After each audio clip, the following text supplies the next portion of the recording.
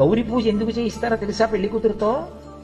అమ్మా, ఇంత గొప్ప తల్లివే, రుక్మిణీదేవంతటిది పెళ్లి చేసుకుంటూ నీ గుడికొచ్చి నమ్మితి నామనంబన సనాతనులైన ఉమామహేషులన్ మిమ్ము పురాణ దంపతుల మీరు భజింతు కదమ్మ మేటి పెద్దమ్మ దయాంబు రాశివి కదమ్మ హరిన్పతి చేయుమమ్మ నిన్ను నమ్మిన వారి కన్నటికి నాశము లేదు కదమ్మ ఈశ్వరి అని ప్రార్థన చేసింది కదా.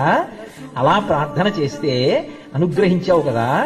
అమ్మా, ఒక్కసారి మీ ఆయన నిన్ను కాళీ అన్నందుకే నువ్వు నలుపు రంగు వదిలేసేసి పసుపు వర్ణంతో గౌరవర్ణంతో గౌరీ అన్న పేరుతో వచ్చి కూర్చున్నావే, మీ ఆయనకి ఏదో చిన్న దాంట్లో తగిన దానను కానన్న భావన కూడా నువ్వు తట్టుకోలేకపోయావు.